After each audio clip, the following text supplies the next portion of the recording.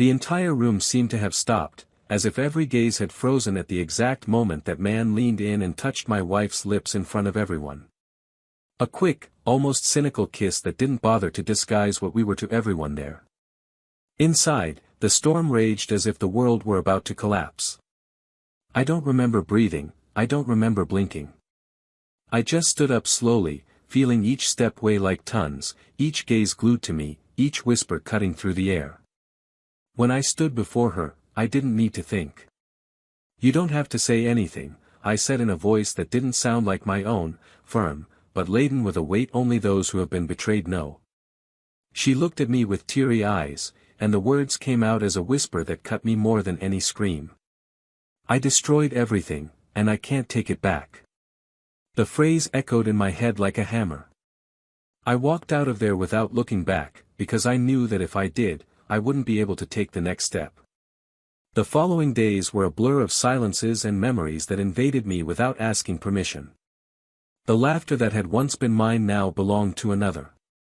The hands that once held mine now fit tightly in his. And worst of all, I knew that choice had been made with full awareness. There was no accident, no slip-up. There was a decision. Each dawn was a reminder that the life we built together was no more.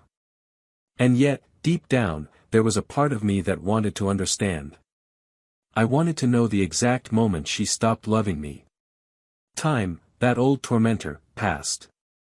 Months dragged on, and the pain, which at first burned, gradually became an invisible scar. I learned to live with the emptiness, but not with the lack of answers. Until, without me even seeking it, life placed another person in my path. She arrived without promises or grand gestures. She arrived with a simple smile, but so sincere that it seemed to illuminate the darkest place within me. With her, I discovered that trust isn't a signed contract, it's a safe place to dwell.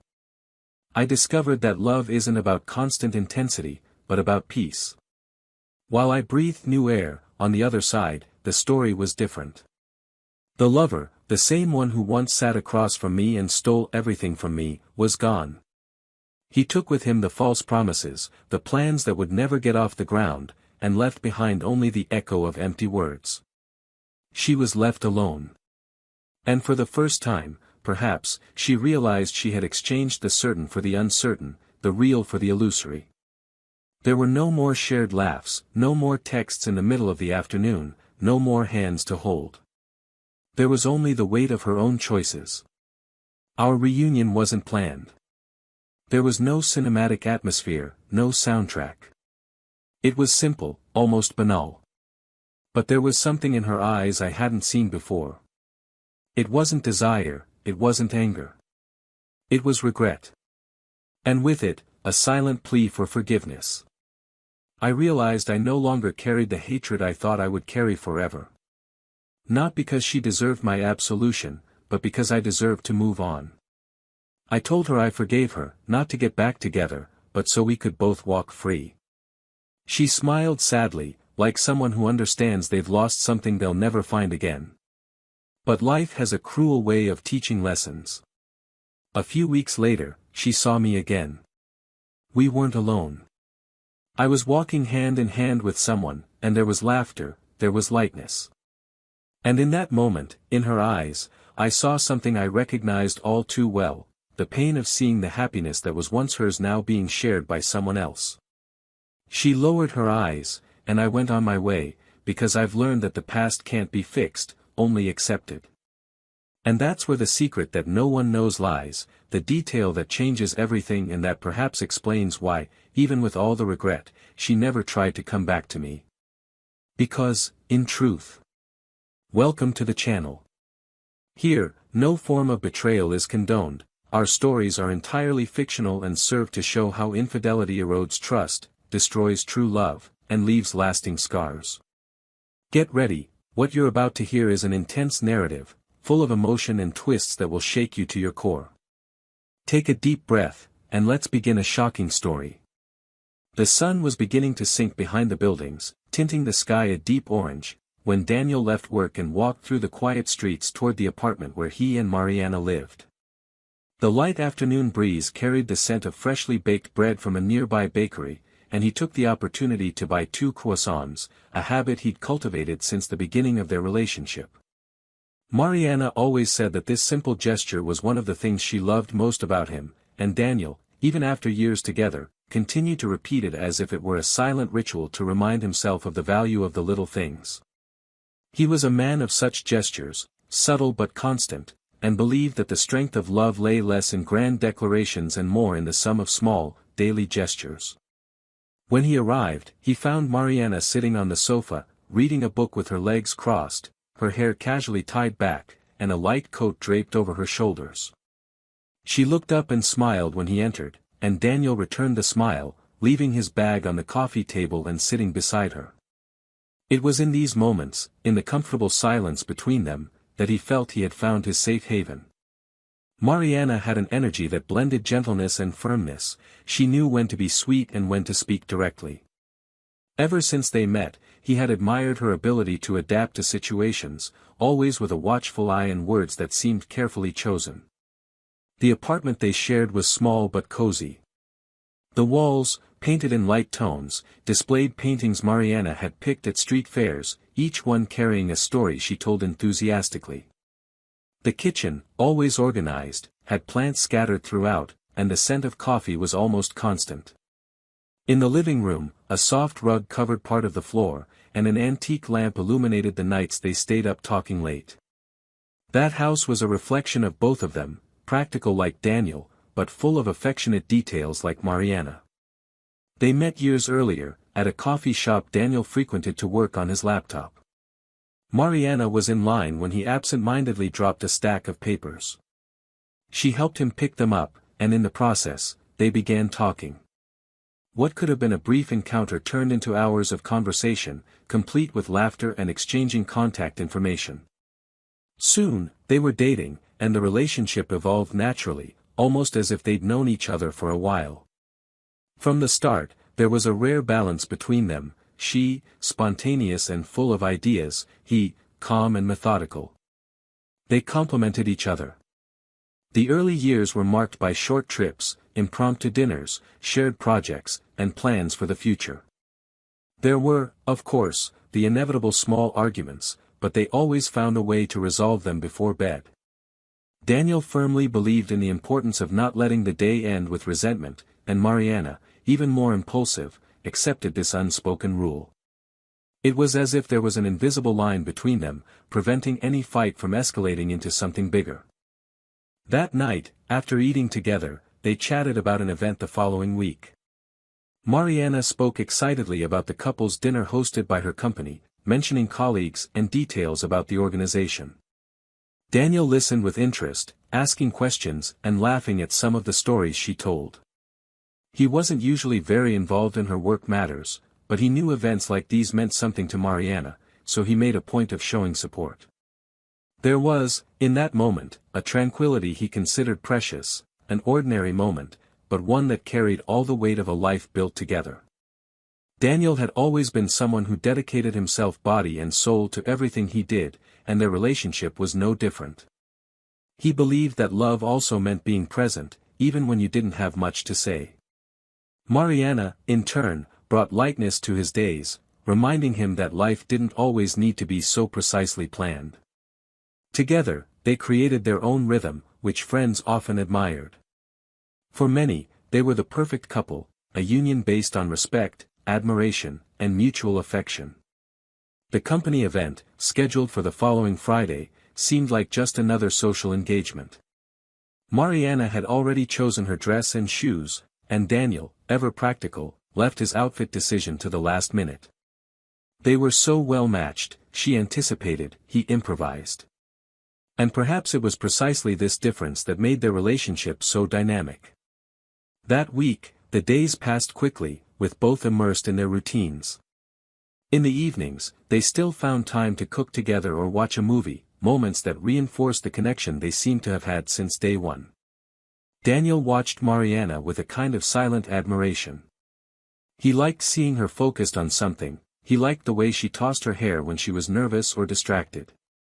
He knew her gestures like someone who knows their own body. Mariana, on the other hand, found a foundation in him. She knew that at the end of any day, good or bad, she could come home to someone willing to listen, support, and care. It was a silent pact they maintained, without needing to reaffirm it in words. The day of the event arrived, and the mood was light. Mariana was more radiant than usual, and Daniel noticed but didn't comment. He preferred to observe from afar, keeping the satisfaction of seeing her happy to himself. In the car, on the way to the venue, they chatted about trivialities, laughing about old memories.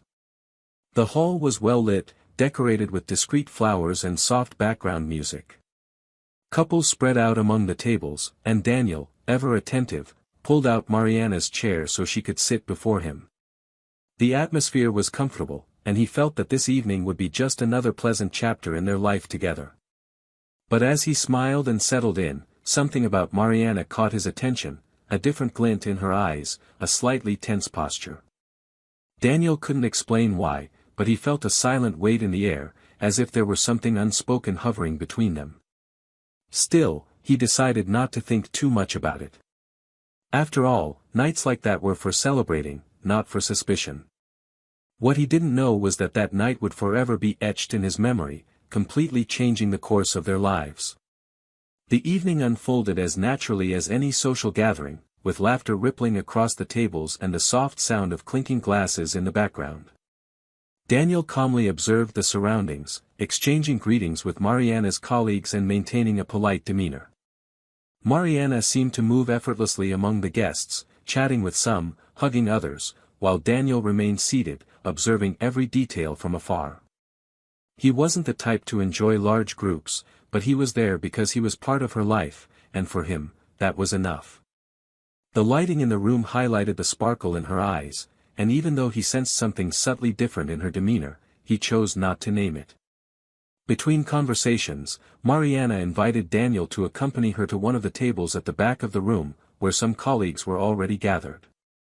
That small group seemed closer to her, laughing at inside jokes and exchanging work stories. Daniel sat nearby, joining in with occasional observations without interfering too much. He liked to observe, read expressions, and understand the rhythm of the people around him. It was at that moment, as waiters circulated with trays and conversations overlapped, that a figure approached the table with firm steps and a confident smile. The man greeted some of the attendees and, without hesitation, pulled out the chair next to Mariana, sitting down with the ease of someone already part of that circle. Daniel didn't know him, but there was something about the way their eyes met that made him feel immediately uncomfortable. It was as if a silent dialogue was taking place before him, invisible to others but impossible to ignore for those paying attention. The new member of the group leaned slightly toward Mariana, and she, in a quick reflex, also moved closer. The conversation around them continued, but to Daniel, the sound seemed to have faded, as if the room had fallen into a heavy silence. And then, it happened. A brief, calculated, yet devastating gesture, the man leaned in and brushed his lips against Mariana's, a quick, almost furtive touch, but one that carried the intimacy of someone who didn't need to ask permission. Daniel didn't blink, didn't move a muscle. He felt his blood slow, as if his entire body had frozen. It wasn't a misunderstanding, it wasn't a joke. It was a silent confirmation that something had changed forever. For a moment, Daniel considered getting up and simply leaving, but his legs felt rooted to the spot. The air was thicker, and he could sense that some eyes at the table were already turning to him, as if everyone was waiting for a reaction.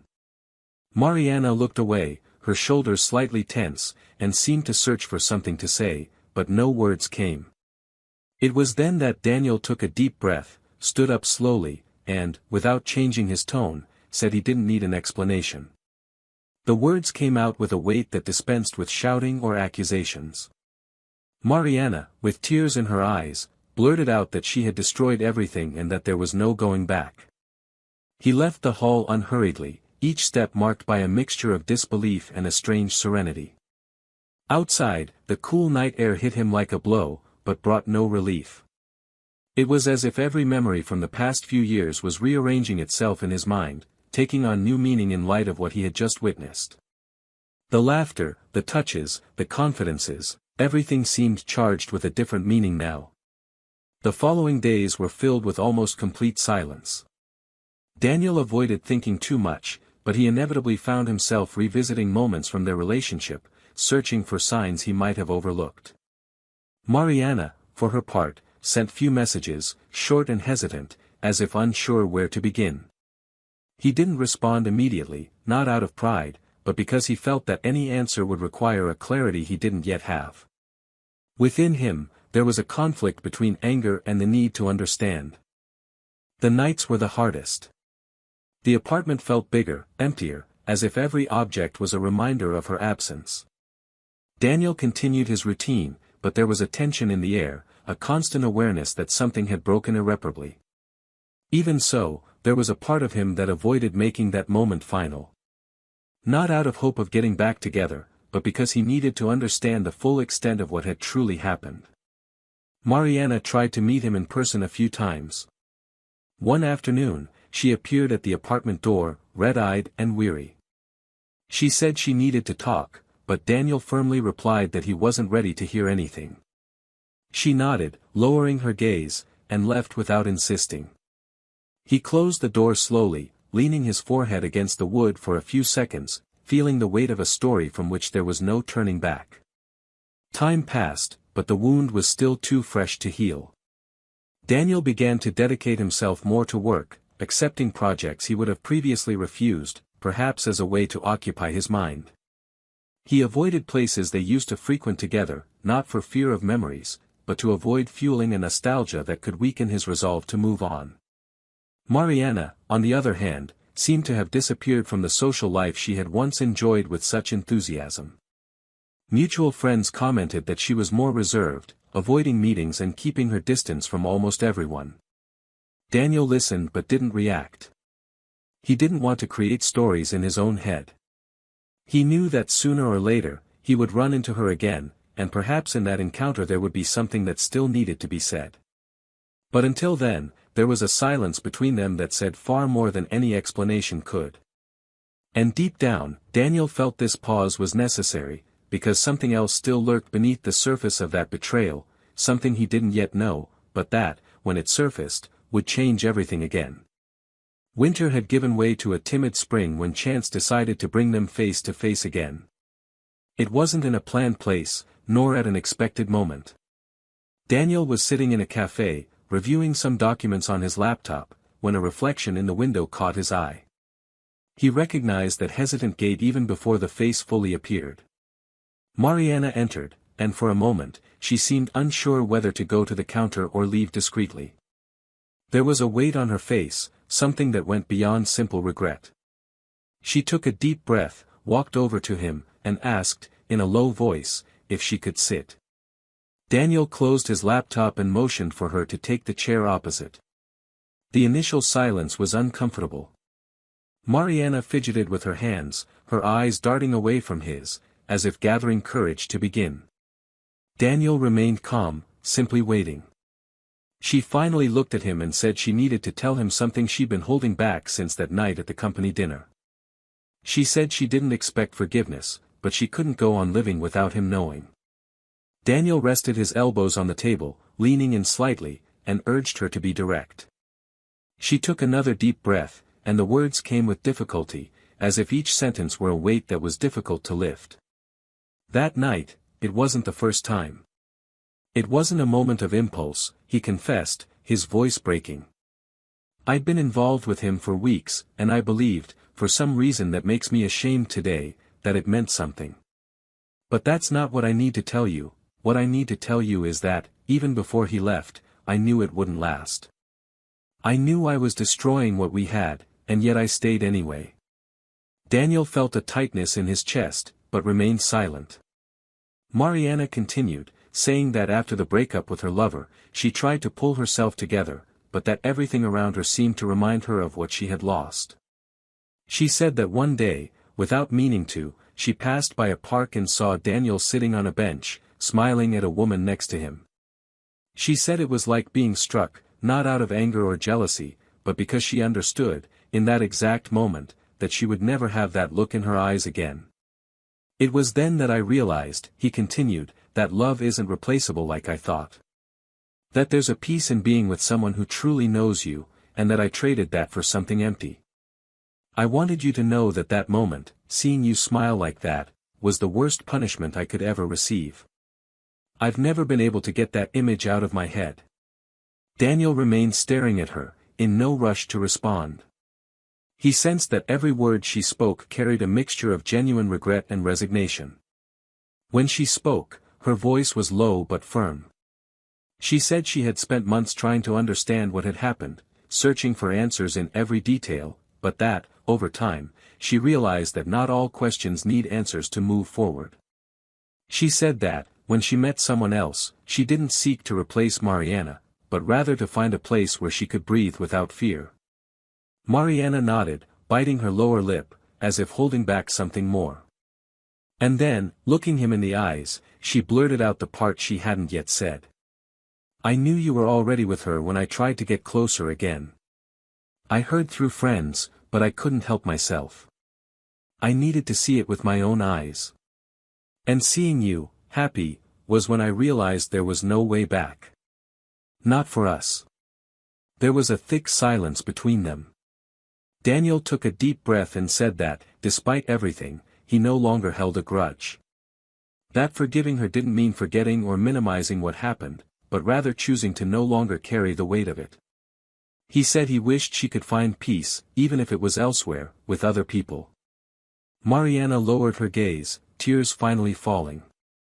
She said she understood, that she wouldn't ask for anything more, and that, deep down, she already knew that this meeting was just to close a cycle she'd left open. She stood up slowly, thanked him for listening, and left the cafe with slow steps, like someone carrying within them the certainty that they've lost something unique. Daniel stood there, staring out the window, until her reflection faded into the busy street. He knew that conversation had put an end to something that, in a way, had already ended long ago. And as he finished his coffee, he realized he no longer felt the same weight he once had. There was no more anger, no more sadness, just a free space where, before, there had been pain. A space ready to continue being filled with new days, new stories, and new reasons to smile. After Mariana left the cafe, Daniel sat for a few minutes, watching the people's reflections in the glass and trying to identify which part of the conversation had resonated most with him. It was no longer the raw pain he'd felt in the first few months, nor a triumphant relief. There was a kind of quiet dignity, as if life had taken care of putting each piece in its place, even if that fitting together had cost him nights no one would see from the outside. He closed his laptop, calmly put his things away, paid the bill, and stepped out into the warm, lengthening afternoon air. As he walked, he realized he had no clear direction and decided to head to the shore, where he usually ran on weekends. He sat on a bench, listening to the ebb and flow of conversation and the sound of the water lapping against the rocks, and let his head settle into what had been said. His phone vibrated. A short message from a familiar number apologized for interrupting but asked if he'd be willing to meet again, somewhere more private. There were no excuses, just the realization that there was still something left to say. Daniel took a deep breath, read it twice, and replied yes, that late afternoon he would be at the observation deck above the square for half an hour, and then he would move on with his life. The lookout point offered an open view that made the city seem smaller, outlined by rooftops, trees, and a rectangle of violet sky. The wind blew harder there, as if trying to dispel any words that might be heavy. Mariana arrived hesitantly, without makeup, her hair tied up in a practical way, an expression that betrayed sleepless nights and a delicate care with every movement, as if afraid of setting off an invisible alarm. She approached slowly, stopped a few steps away, and said she couldn't say everything in an enclosed space, that the air there was necessary to keep from suffocating. He nodded, arms crossed on the railing, preferring silence until she found where to begin. She stared at the horizon, took a breath, and blurted out that she hadn't come back to ask for time, nor to negotiate crumbs for the future, that what she brought was almost a confession of something that never fit on a cell phone, in quick meetings, nor in the convoluted conversations with friends who offer opinions without knowing. And then she asked him to grant her the right to be honest about her own cowardice. Daniel didn't respond, and his silence wasn't coldness, it was space. Mariana, her voice still low, said that for weeks she'd been trapped in the urge to justify every step with words that sounded right but couldn't hold up when confronted with the consequences. She said the image of him smiling with someone else on the park bench wasn't just a jolt of jealousy, it was a mirror. For the first time, she saw herself on the other side, watching someone build a peace that no longer included her. She confessed that that day she considered approaching, interrupting, inventing any excuse to speak, but that her legs froze when she observed the naturalness with which he leaned in to listen to her stories, the patience with which he offered a seat at the table, the almost invisible care that had always been his trademark and that she, out of pride or distraction, had taken for granted. "I understood that you can't steal what's priceless," she said hoarsely, the wind ruffling strands of hair from her face.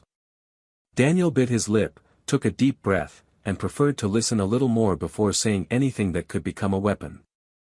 She then opened her bag and took out a small cardboard box, with worn corners and a discreet ribbon.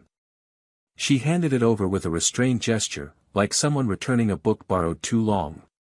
Inside was a keychain with half a heart that fit into another, some crumpled tickets from movies they'd seen without much expectation and talked about until late, a printed photo of a rainy day when they'd both been trapped under the marquee and laughed at the chaos, and an old note where he'd written in hurried handwriting that certain unmarked routes eventually lead to the best places.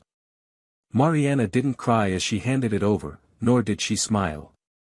"I kept everything like someone who keeps proof that something existed," she said, "but I don't have the right to keep it, because what I did turned these memories into things that way. I need you to have what's yours, even if you never look at it again." Daniel touched each object with his fingertips, without dramatization, feeling that each piece of paper held a specific temperature, an echo of voices, a smell of coffee, and replied that those things didn't solve anything, but they carried a respect he recognized. "I don't owe you an apology for accepting this," he said calmly, "but I owe you the truth. I don't want to live looking back anymore." Mariana nodded, and for the first time in their meeting, she looked up firmly, as if accepting the sentence she herself helped write. It was then that she summoned the courage to say what, in fact, had kept her silent since day one, and which explained why she hadn't insisted, why she hadn't knocked on the door when she learned he no longer lived in the same apartment, why she hadn't sent long texts asking for another chance. "That kiss at dinner," she began, choosing each word as if walking over loose stones, "wasn't an isolated oversight, you already know that. What you don't know is that, the week before, I had the opportunity not to go. I told myself it would just be an event, that nothing would happen, that I would know how to keep my distance, that you would be there, and that that would be enough to remind me of who I was with you. I was wrong. I found myself acting as a spectator to my own downfall, and by the time I realized it, I had already crossed the line a few times without admitting it. You deserve to hear this without the scenario, without the metaphor. I chose to follow an impulse and lied to myself about the price." Daniel took a deep breath, and his words came out with the weight of someone who's learned to name their own pain without dramatizing it. "I can't reframe this day to make it seem less than it was," he said, "but today I understand that your conscience demands more than any words I can." They descended from the observation deck and walked through the square, dodging running children and couples sharing ice cream, never touching, as if their bodies understood that the most intimate gesture at that moment was to maintain distance. Daniel asked if she had anyone she could talk to without judging herself or harboring fantasies of starting over. Mariana said she had distanced herself from many people and that this was also part of the silent punishment, because when life explodes inside, the people closest to her sometimes don't know where to put their hands, and it's easier to isolate oneself than to explain every day what has no simple explanation. He gently suggested that perhaps it was time to admit failures with the same frankness with which victories are displayed, that the dignity of those who make mistakes begins at the point where they accept responsibility without using tragedy as an excuse. "I don't know if I'm ready for so many strong words," she replied with a tired half-smile, "but I know I needed to tell you one last thing, and that's what brought me here." Daniel waited, and the sound of the fountain in the center of the square gained a precise cadence, as if marking the time of what was to come. Mariana took a deep breath and bluntly explained that the night she left the apartment with a small suitcase and a lump in her throat, she imagined she would be the first to build a new life, to find new rituals, new conversations, but the opposite happened. He was the one who found his bearings again, and she realized this the day she saw him crossing the street with his hands full of bags, yet holding the door for a woman behind him. The same attentive care that had once won her over. "There I saw that you hadn't changed your foundation," she said, "and I, on the other hand, had dismantled my foundation in exchange for a promise that didn't fit with reality." What she wanted to confess now, looking him in the eye, was that she had tried, later, to write a message asking to talk, not to undo anything, but to thank him for the silence that hadn't humiliated her. However, she deleted the draft so many times that her phone punished her with a blank screen. "I was afraid to do what I always did, approach you when I wasn't invited," she said, "and when I saw you in that park, my fear turned to respect. I understood that if I truly loved you, as I said, the best way to prove it would be to not disturb your peace." Daniel inclined his head, and his gesture carried a rare recognition, the kind that only appears when versions finally assume their full forms without competing. The sky was already darkening when they decided to change scenery, entering a bookstore on the corner with a cafe in the back. The change from the open air to the scent of paper and cinnamon brought a different tone to the conversation. They sat near the tall windows, and there was a brief, comfortable silence they hadn't experienced together since the beginning of the end. There, Daniel spoke bluntly about the presence of someone in his life, who wasn't a draft, nor a consolation, but an encounter that had developed slowly, respecting each step swallowed by the storm, and that this encounter had taught him the difference between rebuilding and replacing. "I wasn't looking for a mirror of you, nor for revenge," he said, "it was something that arose alongside simple tasks, grocery shopping, and laughter that demanded no explanation." Mariana listened and closed her eyes for a second, as if calibrating her breathing. "Thank you for saying it like that," she replied, without triumphing over it. "You have no idea how important that form is." Daniel smiled, without showing off, and added that he was in no rush to tell anyone anything and that he was learning, with this new story, to live in the gap between what the world expects and what the heart can handle. Mariana then moved her cup, looked at the bookshelves, and said she wanted him to know, with the same clarity with which one pronounces a date, that the image of him laughing on the park bench wasn't just what made her realize it was too late, but what forced her to bury the fantasy that some gesture of hers could mend the edges. "It was then," she said, "that I began to ask for forgiveness without writing to you, asking my past for forgiveness for having treated you as temporary. I spent weeks repeating to myself that you deserved a life that didn't have to justify my presence." Daniel nodded and replied that his forgiveness wasn't a seal validating her pain, but a practical choice of someone who decided not to go through the rest of their lives tied to what they broke. "I forgive you," he said without harshness, "and that doesn't open old doors. It opens windows for each of us to breathe." Mariana swallowed hard and, calmer, admitted that this was the point she had come to seek, not as salvation, but as a way to give back to time the responsibility of no longer being a battlefield. His phone vibrated on the table, and a name appeared that she recognized, even though she'd never heard the voice before. Daniel answered, and the conversation was simple, an invitation to stop by the market and pick up something for dinner at home, no special occasion, just a desire to cook together on an ordinary day. He smiled, said yes, and that he'd be there in half an hour. When he hung up, he looked Mariana in the eye and said he had to go.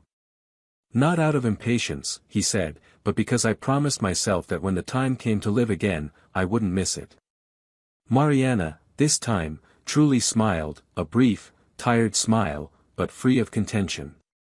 "I know," she replied, "and I'm at peace seeing you go. There's dignity in that goodbye." Daniel stood, and so did she, and they embraced with a respectful restraint that, once upon a time, would have been lukewarm, but now was the perfect measure of care. "Take care of yourself," he said. "Take care of what's still yours," she replied, and the two walked in opposite directions, crossing the bookstore door with firm steps, without looking back. On the street, the wind picked up a bit, as if the air were easier outside. Daniel walked a block and stopped at a flower stand. He chose a simple bunch, unlabeled, and felt the urge to send a short message before moving on. He simply wrote that he was on his way and asked if anything was missing. The reply came with a shy emoji and a list of small items, nothing a corner market couldn't fix. He walked on, smiling, as the feeling of having walked through a dark hallway until reaching an unlocked door spread through his body. There was no victory, no audience, there was a precious normalcy about to be restored, the kind that doesn't show up in photos, but that sustains the days with a firmness that doesn't need shouting. Mariana, for her part, remained at the table for a few more minutes, staring at her nearly cold cup. She didn't flinch, she didn't cry in public, nor did she strike a pose. She simply breathed, as if training a muscle that had been unused for too long. When she got up, she decided to walk home, avoiding the app, as if her steps could organize her thoughts. On the way, she stopped in front of a shop window and saw herself reflected next to motionless mannequins, and the image didn't embarrass her. For the first time, she wasn't defined by her lack or her mistake, but by her ability to not impose her presence where it would do harm. She continued walking, listening to the sound of the traffic lights, crossing streets mindfully, as if relearning to focus on the present. Upon arriving, she opened the windows, removed the suitcase that still resided in the highest closet, and discarded the clothes she'd bought to support a character that didn't fit her. She grabbed a notebook and, without drama, wrote 3 lines that felt like a commitment to herself: accept the consequences, don't fight memories, build a routine. He closed the notebook, leaned his forehead against the window, and allowed a single tear to fall, not as a spectacle, but as a valve that releases pressure. That same night, already sitting at the kitchen table of another house, Daniel chopped tomatoes while the pan heated and the sound of oil signaled that the recipe was progressing. They talked about mundane matters, a renovation in the building's hallway, a book found at a newsstand, the idea of visiting a nearby city for the weekend to see an exhibition. At some point, he mentioned, without details, that he had met his ex to finish an old conversation, and the person beside him listened attentively, without controlling, without auditing every word, only with the curiosity of someone who loves and trusts. "Are you okay?" she asked, and Daniel, with sincerity without heroism, said yes, that a page had been turned without tears, that the past had been placed where it belonged. "Then let's toast to what fits," she proposed, raising a glass of water, and the toast was soft, almost silent, but complete.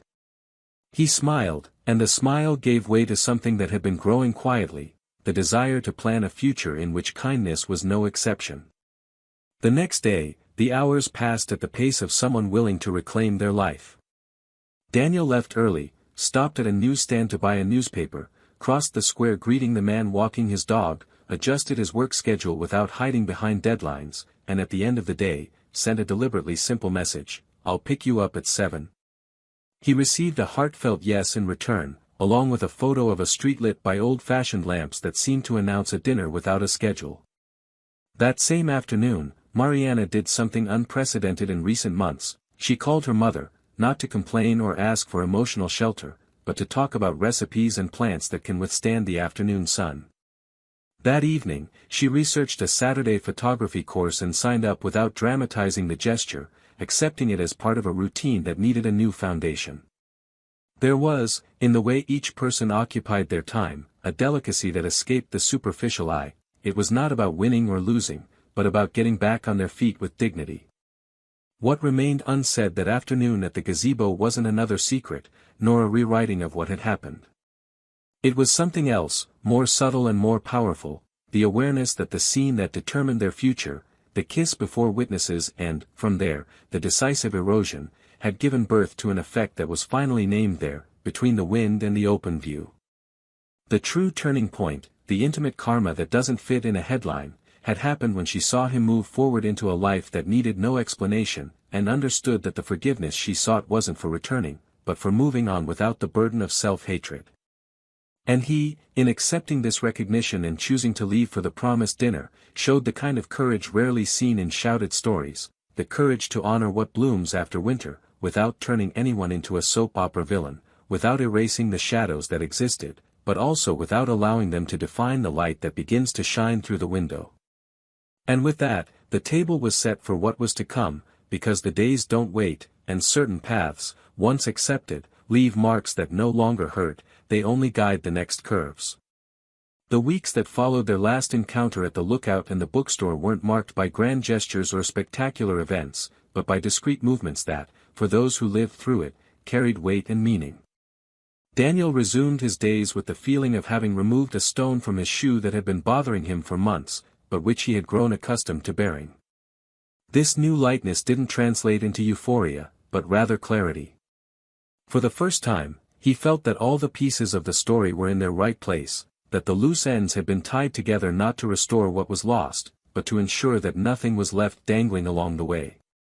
Still, there were moments when the silence left by that conversation returned like a kind of echo. It wasn't nostalgia, but the realization that closing a chapter requires more than a well-spoken goodbye. It was as if life now demanded of him an active role in the face of what was to come, not just the role of a shipwreck survivor. Mariana, on the other hand, seemed to be experiencing an internal dilemma that unfolded daily. The decision to respect his space and no longer interfere was accompanied by a self-created emptiness. She knew she couldn't occupy the place that had once been hers, but she wondered if she was ready to make room for new stories that didn't even include Daniel as a central memory. Those around her began to notice small changes. She spent more time alone, avoided discussing relationships, and engaged in activities she'd previously ignored. There was a visible effort to create a new version of herself, but deep down, this reconstruction required her to face the most uncomfortable part, acknowledging that, even if she wanted to, she couldn't go back to what she had. The moral dilemma that arose between them wasn't about who was right or wrong, that had already been discussed internally by each of them. The dilemma lay in how to deal with what remained. For Daniel, the issue was opening himself fully to the new relationship without carrying emotional remnants that could compromise what he was building. For Mariana, it was learning to live with the fact that forgiveness wasn't a bridge back, but a document of mutual freedom. This understanding didn't come easily. It arose in involuntary reflexes, like when she passed by a place they used to frequent and, for a second, her mind allowed itself to imagine what it would be like if nothing had happened. Daniel realized that, although he had closed the door on the past, living with his new partner now required more of him. It wasn't enough to be physically present, he needed to make her feel as if there were no ghosts between them. Therefore, he began adopting concrete gestures to show that their current relationship wasn't in the shadow of another. He planned short trips, paid attention to the details of conversations, and avoided internal and external comparisons. This care, however, also led him to a deep reflection: how much of his actions were the result of genuine love, and how much were a conscious reaction to avoid repeating mistakes or allowing rifts. The line between the two was tenuous, and he knew he would need to find a balance so that the future would be built by choice, not fear. Meanwhile, Mariana began to reflect on the choices that led to the breakup not as an endless burden, but as a starting point for internal change. She realized that much of her adult life had been spent on autopilot, making decisions based on what seemed most exciting at the moment, without measuring the long-term impact. Now, as she faced her own patterns, she realized she needed to break this logic to avoid sabotaging herself again. She enrolled in courses, began walking daily, and gradually reconnected with people she had pushed away out of shame or pride. Each step was small, but carried a meaning she hadn't known before, that of not depending on another person to feel whole. Their reunion had left different marks. For Daniel, it was confirmation that moving forward didn't mean erasing the past, but knowing where to place it. For Mariana, it was the realization that certain doors don't close with force, but rather carefully, so as not to leave behind shards that could hurt those who pass through them. This silent understanding generated a kind of distant respect in them, a tacit acceptance that the best way to care for each other now was to no longer encroach on their chosen paths. One weekend, Daniel and his new partner decided to visit a nearby village. The day was simple, with strolls along cobblestone streets, small cafes, and conversations about plans that didn't need a set date. On the way back, while driving, Daniel realized he hadn't thought about Mariana once that day. Not as a comparison, not as an intrusive memory, there simply wasn't room for the past during those hours. This almost imperceptible detail reassured him that he was exactly where he should be. On the other side, Mariana, that same afternoon, received an invitation from a friend to dinner. Her first reaction was to decline, as she had been doing for the past few months, but she decided to accept. At the meeting, she laughed at jokes, talked about books and music, and was surprised to realize that she had spent much of the evening engrossed in conversation, without checking her phone, without waiting for a message that would never come. Upon returning home, she felt a different kind of satisfaction. It wasn't complete happiness, but a sign that she was once again actively participating in the world. The moral dilemma, however, still lingered between them. Daniel knew that for his new relationship to grow healthily, he would need to remain committed to living in the present, but also to not turning it into an escape from difficult conversations that might arise. Mariana knew that the true test for herself would not be avoiding contact with Daniel, but rather not using any future relationship as a way to prove she was recovered. Both of them, each in their own way, were learning that emotional maturity is not a linear process, but a series of small, daily decisions. As the months passed, the past ceased to be a constant burden and became an archived chapter. It wasn't erased, nor romanticized. It remained there, like a book read to the last page, ready to be consulted when needed, but without the urgency to revisit it every moment. This silent shift, more than any public gesture, showed that both were finally ready to follow separate paths with integrity. Still, there was one last bend in the road. A chance, unplanned encounter was about to test everything they had learned so far, demanding not only maturity but also the ability to maintain control when emotions inevitably threatened to overflow. And at that moment, both would have to decide not only how to react, but what they were truly willing to carry from then on. The invitation to the wedding of mutual friends arrived in different weeks, first to Daniel, then to Mariana, as if life had tried to avoid the embarrassment of an obvious coincidence. He received the white card with delicate writing and a personal request from the groom to be a witness alongside two other longtime friends, a gesture that carried memories of youth, shared study nights, and promises that survived change. Mariana, in turn, was called by the bride to help with the final preparations, a deference that stemmed from an old friendship, predating the relationship that collapsed, and which, therefore, requested attendance as a kind of loyalty that had nothing to do with the recent past. The dilemma became clear to both. Accepting meant facing a testing situation in which no stance would be neutral, refusing would mean admitting they were not yet ready to live in the real world, one where paths intersect without asking permission. Daniel spoke to Laura, carefully explaining the context, and heard her calm response, more mature than any speech. If the invitation was out of love for her friends, then she should go, and she would too, without theatrics or suspicion. Mariana spent an entire day in silence before responding to the bride, and when she did, she was honest. She said she would be present, that she would help with whatever was needed, and that she would make a point of not turning the event into a remembrance arena. On the day of the ceremony, the sky dawned cloudy, the kind that threatens rain without making up its mind. The chosen location was a spacious estate, with trees casting shadows on the lawn and a glass-enclosed shed prepared for the party. Daniel arrived with Laura shortly before the ceremony began, greeted friends, embraced the groom with sincere joy, and naturally followed protocol.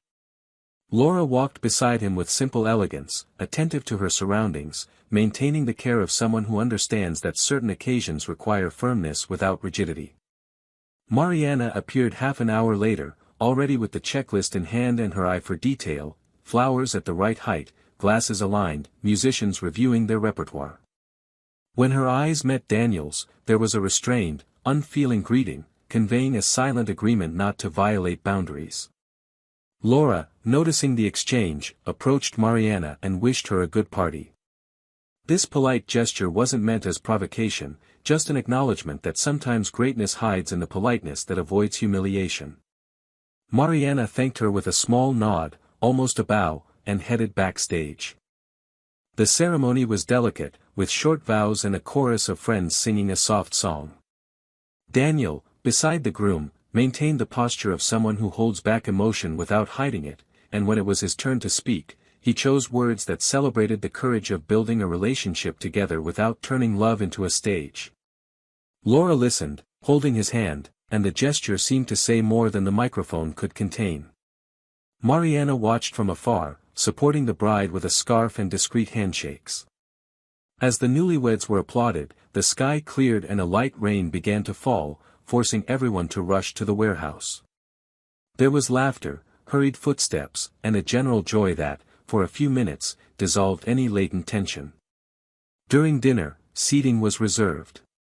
Daniel and Laura sat at a table with familiar couples, while Mariana sat with the organizing group, where she could easily leave to handle any unforeseen issues. The music played out tastefully, with the elegant improvisation of someone who knew how to read the room. At one point, a sound issue required someone to go to the storage room to get spare cables. Mariana volunteered, and the audio technician pointed to the side door that led to a dark hallway. Daniel, who was somewhat familiar with this type of equipment, stood up almost simultaneously and told the technician he could help, that he knew the model. The two met in the hallway, he with a cell phone flashlight, she with the storage room key, and for a few seconds they stood side by side in front of shelves of boxes.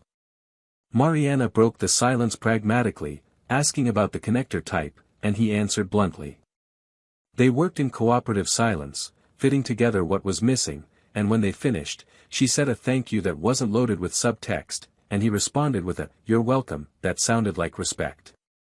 When they returned to the ballroom, the music had already started again, and they dispersed without prolonging their encounter. Later, however, as the bride and groom greeted each other table by table, the collective joy brought the three together. The groom, overcome with emotion, pulled Daniel into an impromptu speech, and the bride, her face still wet with tears, held Mariana's hand and thanked him for the invisible care that saves parties. It was there, amidst this unrelated joy, that life brought them face to face without them being able to avoid it. Laura, with the tact of someone who knows how to gauge the terrain, approached and joked that the bride and groom had the gift of uniting even those who thought they would never share the same space again. There was light laughter, a restrained toast, and the conversation took an unexpected turn. Mariana looked at Laura and said, honestly, that she wasn't asking for approval, that she hoped she never had to learn the same things the hard way. Laura replied that no one is immune to stumbles, but that true courage is not dragging others down when you fall. Daniel watched without intervening, and when he realized that the two of them understood each other in what was essential, he felt a calm that surprised him. The party progressed, and just before the bouquet, the bride asked Mariana to safely store a box filled with cards written by guests.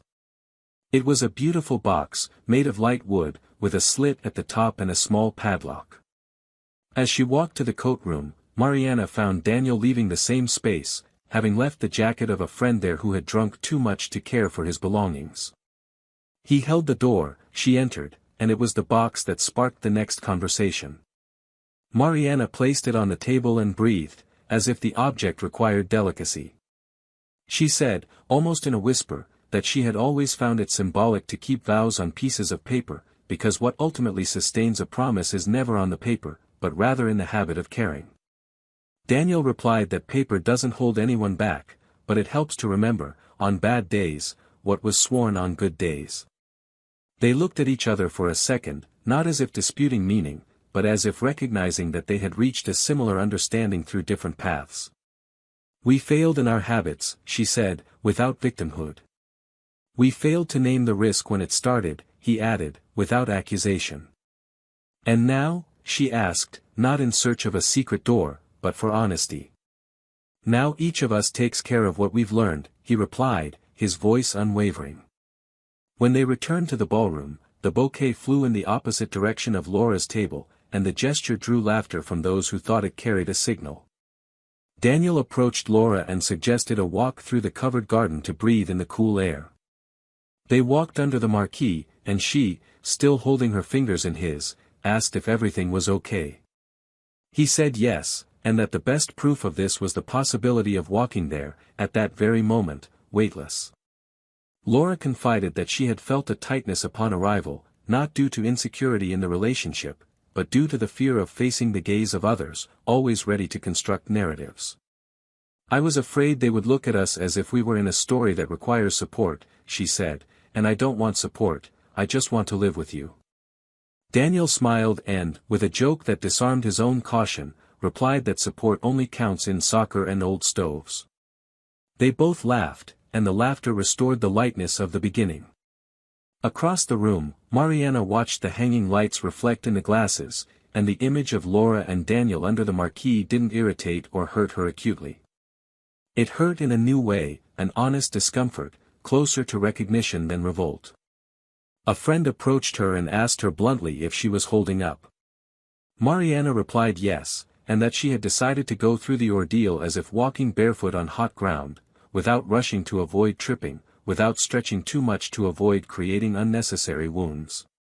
Her friend, who knew the worst of days, offered the easy way out of an excuse to leave early, but Mariana refused.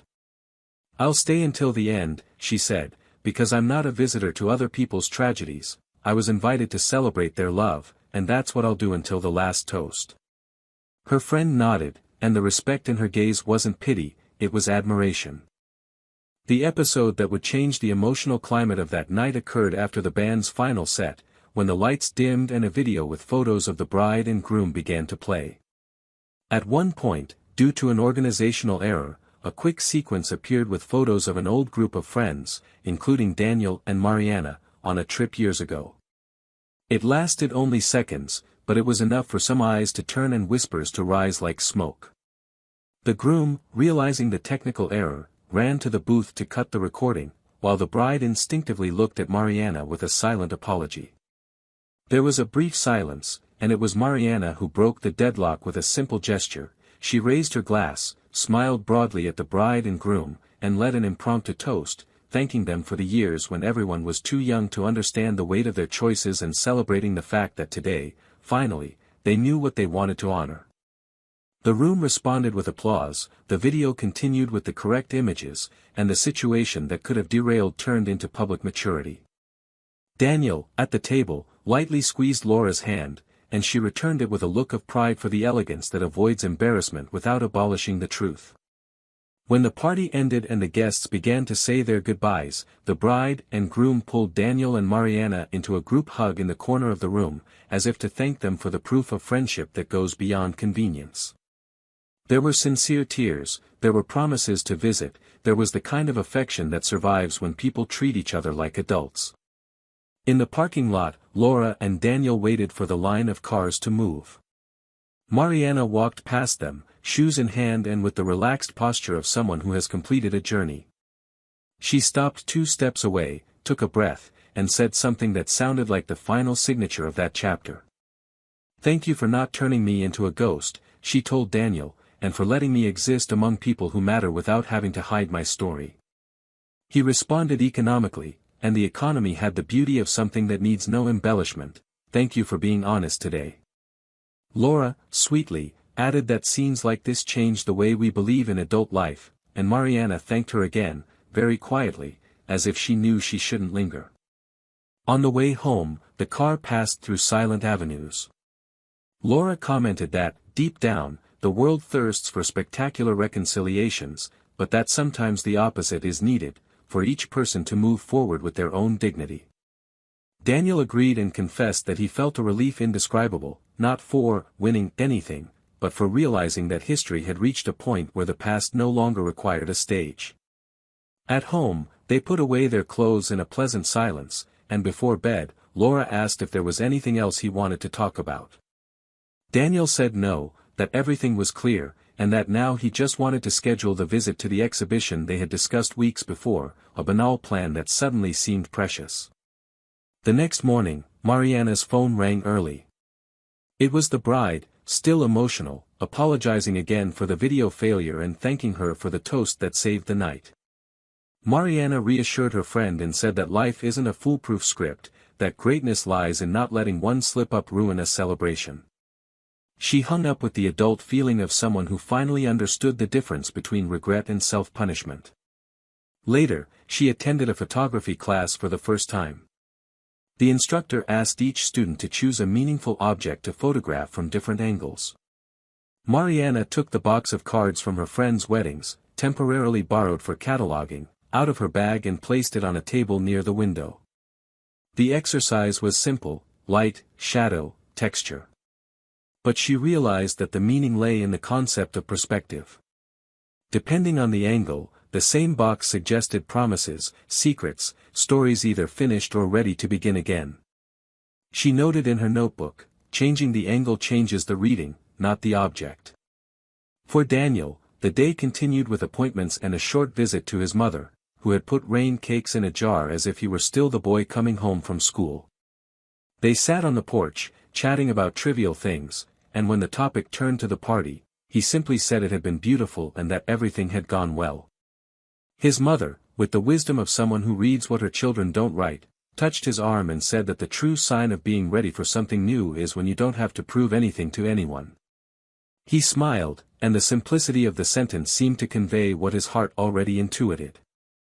As the afternoon drew to a close, Laura suggested a short stroll to a street market. They passed artisan stalls, sampled fruit, laughed at strange combinations of sweeteners and spices, and stopped in front of an artist who wrote phrases to suit the customer's taste on small cards. Laura asked for one for herself, and Daniel, unsure of what to choose, remained silent until the artist, looking at them, wrote, "That which is cared for grows in silence." Laura read it and smiled, saying she would stick it on the fridge. Daniel kept the phrase to himself like someone recognizing an old map. Meanwhile, Mariana received an unexpected message from her fiancé, an extra thank you for details no one notices, and a photo of everyone at the end of the party, sweaty, happy, with the invisible bond of friendship surrounding each one. She responded with a, "You deserve it," and, after sending it, stared out the open window, feeling the wind move the curtains. She thought of the dark hallway at the party, the storage room, the toast that avoided embarrassment, Laura's brief smile, Daniel's restrained wave, and understood that there was one last lesson taking shape, something that still needed to take shape before becoming words. It wasn't about forgetting, nor about transforming a mistake into an uplifting experience by decree. It was about choosing not to insist on presence where it hurts. It was about no longer confusing intensity with truth. It was about the courage to walk to the shore and recognize that, from then on, the crossing would be different. This thread of awareness, woven with discreet gestures and quiet conversations, prepared everyone involved for what was still missing, a resolution that wouldn't erase the past, but would illuminate the path ahead with the clarity of someone who has learned from within what theory doesn't teach. Because, in the end, no story of adult choices closes with slammed doors, but rather with the opening of windows that let the air circulate, as if the world outside were ready to welcome what, at last, each person had become.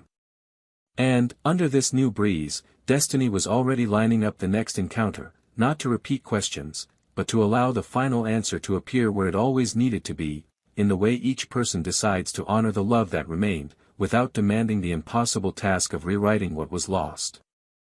The following winter arrived, bringing a cold that seemed deeper than usual, as if the air held a silence beyond the season. Dry leaves piled up on the sidewalks, the wind cut through the streets, and for each character in this story, that was the moment to face not only the weather, but the ultimate consequences of everything they'd experienced. Daniel woke early, made coffee, and as the kitchen filled with aromas, he felt that, finally, the weight he'd carried on his shoulders had become bearable, almost light. It wasn't euphoric happiness, it was a conquered serenity, the certainty that he'd weathered the worst storm without losing his way. With Laura by his side, life had become a safe haven, where conversations flowed without the pressure of proving anything and where every gesture carried meaning. He realized, in the details of everyday life, that trust was the solid ground on which the new story was built, and that, for him, was the true antidote to any ghosts from the past. Mariana, for her part, had transformed her routine into something very different from what it was before. She had learned to stand on her own 2 feet, not in the physical sense, but in the way she faced her own choices and mistakes. The photography course, which initially seemed like a mere hobby, had become an important part of her life, and little by little, she began taking portraits of strangers, seeking to capture in them the truth she so often failed to experience within herself. The forgiveness she received from Daniel had been a turning point, not because it brought hope of a return, but because it gave her the possibility of moving forward without torturing herself daily. Still, there were days of profound silence, days when she would look in the mirror and see the invisible scars of hasty decisions. These days didn't tear her down like they once did, but they reminded her that certain consequences are permanent and there's no shortcut to erasing them. Fate decreed that a final meeting between them happened without warning. It was at a group exhibition where Mariana was presenting some photographs, and Daniel, accompanied by Laura, wandered in by chance, drawn by the poster on the door. When the three saw each other, there was a moment's pause, but there was no tension. Mariana presented her work as she would any visitor, explaining the context of the images, and Daniel listened with genuine interest. Laura praised a black-and-white portrait of an empty bench under a tree, and Mariana simply smiled, saying that the photo held more history than she could explain in words. There was a handshake at the end, a simple and respectful greeting, and each went their separate ways in the gallery, as if knowing there was nothing more to discuss between them. Daniel's life took a turn he perhaps couldn't have imagined years earlier. He married Laura in a small ceremony, surrounded only by family and close friends. There was no excessive luxury or overstated formality, but there was truth in every gesture. In the toast, he spoke of the value of starting over, not as an act of denial of the past, but as a commitment to the present. They traveled shortly after, exploring simple places and collecting memories that didn't need to be displayed to validate their importance. Their relationship blossomed in tranquility, and Daniel felt he had learned the difference between being with someone out of habit and being with someone by conscious choice. Mariana also moved forward, though her path was more solitary for a time.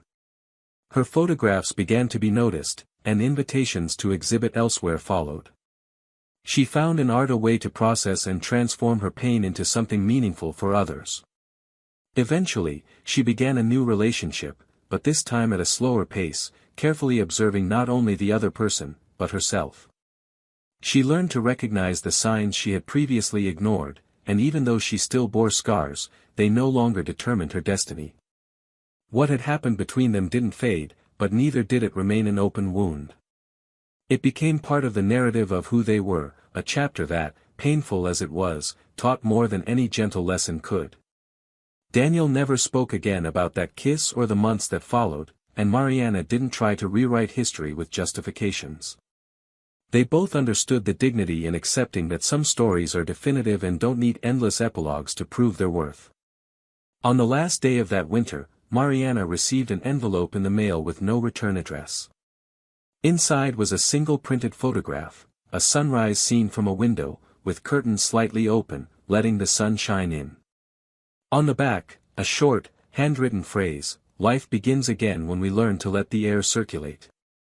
She didn't know if it came from Daniel, from someone who knew the story, or if it was simply an anonymous gift from someone who saw her work and wanted to reciprocate. It didn't matter. She placed the photo on her bedroom wall as a reminder that each day is an opportunity not to repeat old mistakes.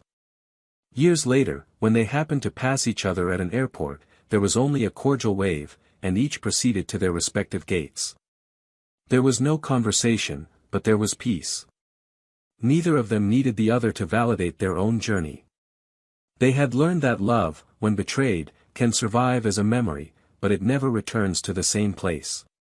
What remains is the daily choice to be a better person, not to recover what was lost, but to not waste what can still be built.